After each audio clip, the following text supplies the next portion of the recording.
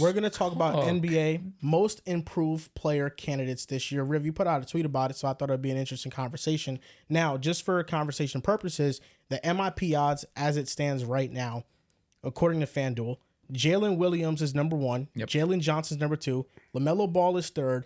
Norman Powell is 4th. And that's where I'm going to stop there. Who do you think is left off? And we can also, have conversations about who is on the list. Unless I didn't hear it. Payne Pritchard.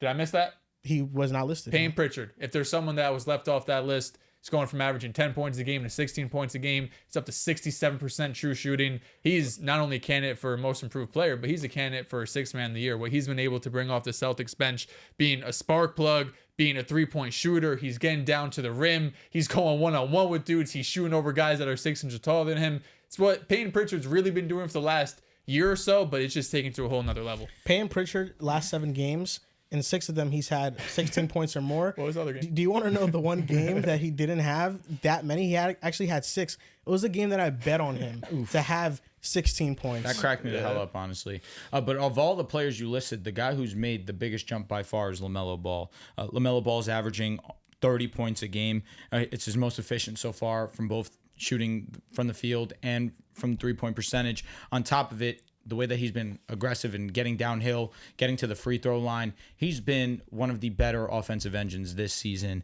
His step back rate is insane. If you guys haven't seen it, it's like almost, I think, over 70% right now where we stand.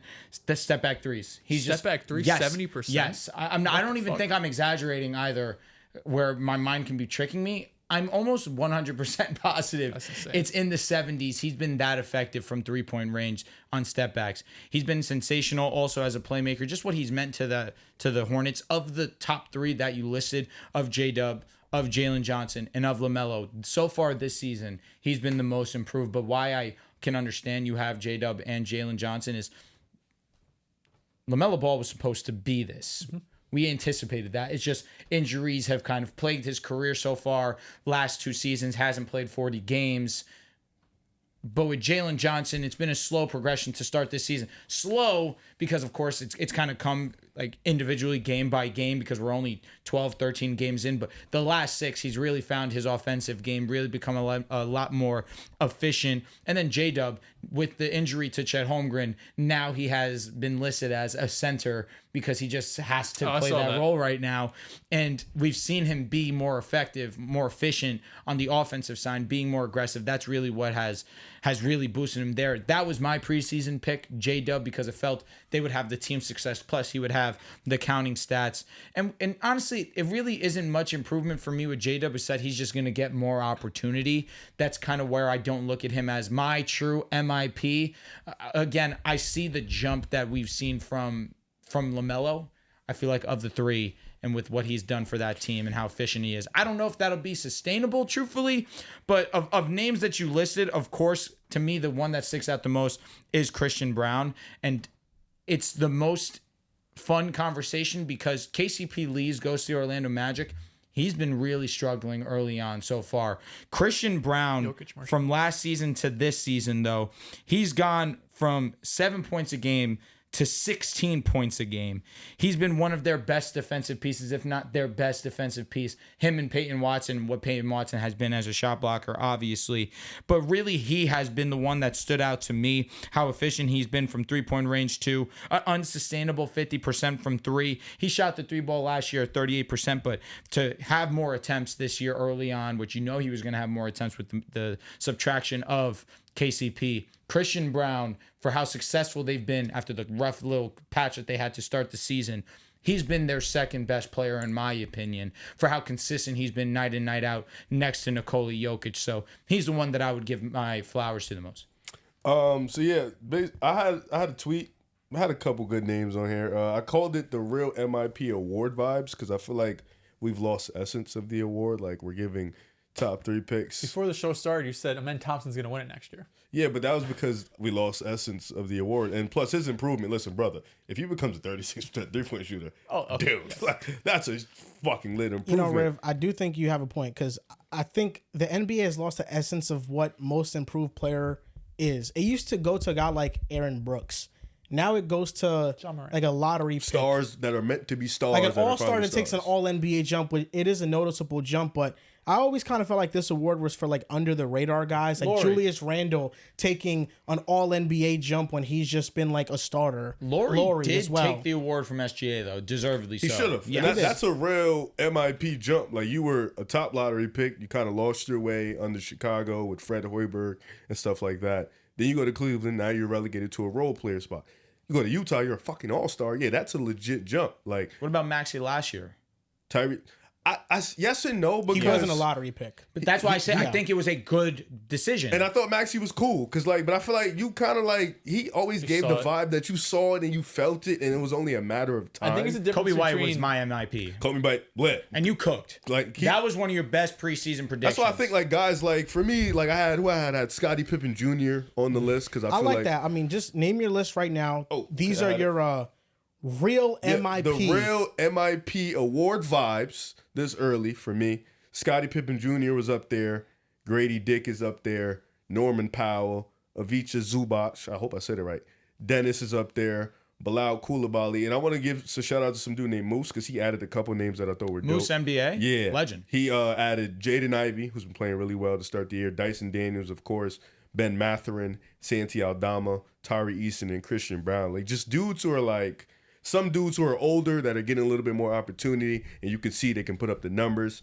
Other young dudes who kind of lost their way in a different spot, went to a new spot, like Scottie Pippen Jr., Dyson Daniels, kind of like finding their ways within the starters and being a rotational player and somebody that can actually contribute and stuff like that. So really, like, we got to start giving it to these guys, like, or maybe find a different award, because I feel like why are we giving a top 5 pick an MIP award if we kind of already knew you were gonna do? Like, I feel like that's what All NBA is for. Like, when you make that leap, and then you kind of get your third All NBA ballot, or you get your first All-Star game. That's kind of like Scottie Pippen Jr. is never gonna make an All-Star game, you know. So that's how. Like, So number LaMelo, one- apologize, go Yeah, ahead. LaMelo. I know. Are you gonna say he was an all-star? Now he's Well, he was averaging he was 30. a- he was a If he top has 3 these pick, numbers, he's all has thir- he's been 13. an All NBA player, but it's kind of gets grouped into why like SGA shouldn't think have it's won a it difference last year between or 2 years ago. expected progression from a player. Like, we expected Tyrese Maxey to be amazing. Yep. We're expecting LaMelo to be amazing. It almost feels like it should be like the biggest surprise of the season. Like Lauri Markkanen doing what he was doing. yeah. Julius Randle, you mentioned a few seasons ago,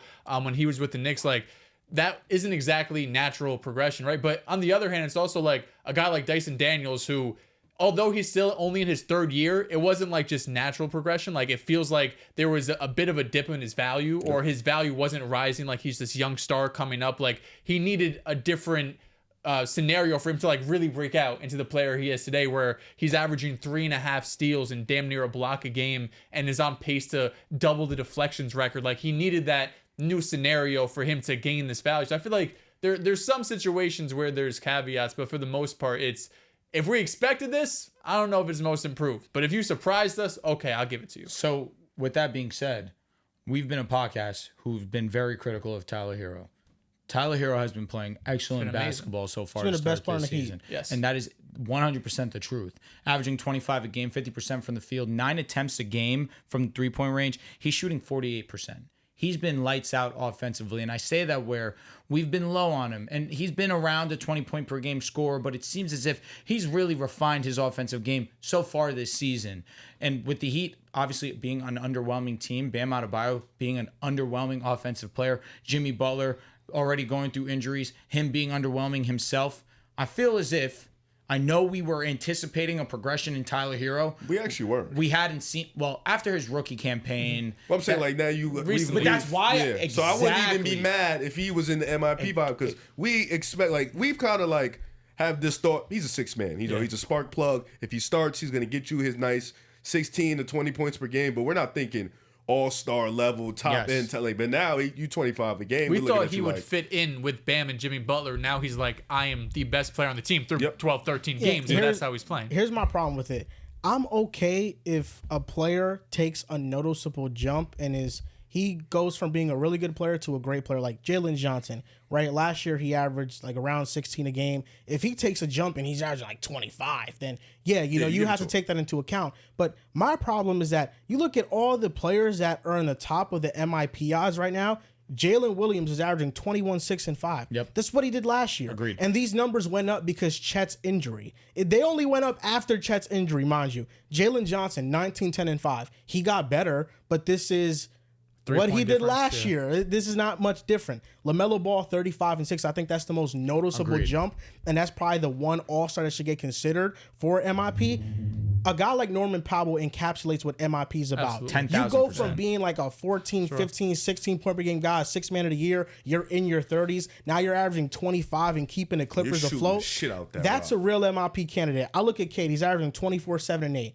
I mean, that's kind of what Cade has kind of been doing on the They're Pistons. kind of playing winning basketball, though, which is why I get it. But is he improved or did the team improve? Not really. I wouldn't put Cade Norman up there. Powell gets extra credit for backing up the shit he was talking the preseason too. Addition by talking subtraction. About, Paul Facts. George leaving. That's crazy to say because Paul George is your second best Say he player. ain't take no slight of it. All-star player, yeah, for sure. PG wasn't offended? Nah, he said he ain't take no slight. He from shouldn't. it. I think like you're an NBA player, especially like Norman Powell. You're 30 years old. You've had this one role for this long. Like you want to show if I get the opportunity, I can do this. So I don't think I respect Paul George If for it's that. Norman Powell, he's talking about himself. I came up because you're gone. Yep. It's obvious. So for me, the real MIP guys are someone like Norman Powell. I think Christian Brown deserves to be in the conversation. He's averaging 16. Yes. He's giving you way more than KCP gave you. So is Grady Dick out of this conversation He's for a you? second-year player. Yes. He's taking First a year was noticeable rocky. jump, so I can see it. But I'll say this in my preseason analysis. Of course, March and April, you kind of take with a grain of salt, but he showed flashes. He really shot the hell out Because of the the ball. beginning of the season, he was terrible. Like he got injured, I think, for some time, but he was averaging like 5, 6 a game. But March and April, he was like I 13, expected 12. a jump from him. This? Hell no. I'd consider Grady Dick. Like Evan Mobley's in the top 10. He's actually 18 and 8. I mean, what the fuck? He did that shit last year. facts. So I just don't understand. And the offense has been know, I He's know. been a better I ain't offensive like the player for disrespect. sure. It was a little aggressive. I'm just saying, most improved player. I've Usually you're usually taking like an that's 8 why- point per game He jump. be or taking some that shit up the court now. He in my opinion, the NBA coming. needs a comeback player of the year. Dels, we're coming. What do you mean by that? I'm telling you about Boston. We're coming. Mobley's out today. You guys gonna win? You guys crazy. No, my guys we're here. Yeah. Listen, brother. We're 13 and 0. Who cares if we lose? That's a fact. The NBA needs a comeback player of the year for players like LaMelo Ball. Because LaMelo Ball, we've known that he has this offensive talent to be Up one of the 16 on the Bulls. to be one of the best scorers in the league. But he was a top 3 pick. He's an all-star. We know that he's an amazing level of player. SGA, prior to the injuries that kind of kept him off the floor when he was early in his career with Oklahoma City, he was averaging 23, 24 a night. He was a great player. He was just injured. Why was he in consideration for MIP? Because he took a jump, even though we kind of saw that progression in him. A player like you mentioned, Norman Powell, Christian Brown, even Grady Dick, who I understand is in his second year, but going from 7 points, really not being a focal point at all, to being one of the most important players on your team, that to me is most improved. Yeah, like and Evan Mobley is no slight. The numbers are just similar from last year. Garland I comes know to he's mind. playing better. If most improved player this year actually makes more sense for a guy like Darius Garland comparatively to last season. Yeah. He's the one who's really taking the most jump on the Cavaliers, and he's giving them that extra offensive spark. My MIP is like, if I were to do a top 5, top 6 list, Norman Powell, I would have in there, Christian Brown, Benedict Mathurin, I think, is taking a sizable jump. It's kind of getting wasted and under the radar because Tyrese Halliburton's playing terribly right now. And still. Dyson Daniels. He had that one bounce back game against New York. Knicks. They got He's loud in having my a good game mentions. right now. Yo, they got really loud in my mentions. I won't lie. Yours? They got loud. What'd you say? Because the overrated tweet. Oh, okay. And then the game after, people started was back in my terrible, mentions, liking the tweet. He's playing again. good right now? Yeah, he's Who got they like playing? 16. Hallie? Yeah. Nice. Who they So playing? Dyson Daniels and then Payne Pritchard, I think, would round it out. I think Grady Shout Dick out to deserves Pritchard. consideration, but he's a rookie going into his second year, so that's why I think it kind of knocks him down a peg. But still, like, he's in the conversation. But those are guys that I think of like most improved player. Even someone like freaking Jay Huff. You know, you're on the Grizzlies and you're just cap. playing well out of nowhere. Like, even though he won't win it, like, Demons. those are the guys you consider for the award. Like, guys who really came from nothing and then they're now like making a contribution that nobody expected. I have this blindly ranking. I think it's really fun. I think we should do it. All Do right. it. All right, let's do it. This week in the NBA. We're moving on. You guys anything to talk about MIP? Now, Bilal Coulibaly. hold on. Because prior to the season, odds-on favorite to win MIP was? Probably Victor. It was Victor Wembanyama. Now, I say that where, early in the season, conversations about him being overrated, or we're putting him in conversations way too soon, questions about his defensive IQ. Now, I say this where in almost every single stat through 13 games, he's been better in almost every single aspect of the game, averaging more points per game, more efficient from both the field and three-point range. Because why are you taking so many threes, Victor? You're 7'5", get in the paint.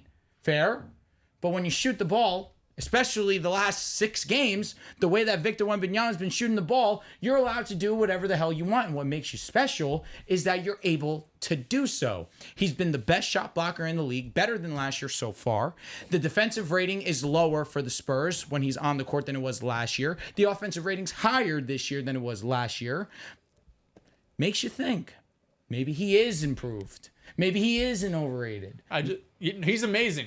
I don't think Wemby shouldn't get fucking most improved. Of course not. I just more so am here to highlight after his 50-point performance, albeit crazy. against not the greatest competition. It's 50. It is the Wizards. 50 player, man. Is 50 You know who had 40 in in that the game? national basketball. Jordan Poole. I was here. Poole. I was watching that game like hell. But my lord, up too soon. and he had 43. Warriors. Cook. Nice. I gave up. Oh, the No, he's Warriors. saying the Warriors 100%. did. Oh, yeah. No, they didn't. I take my pound back. Oh. No, they did. Pods stink. But you know what? Victor Wembanyama has been awesome. Victor had 43 through 3 Yeah, he cooked. quarters. It's just something to take in.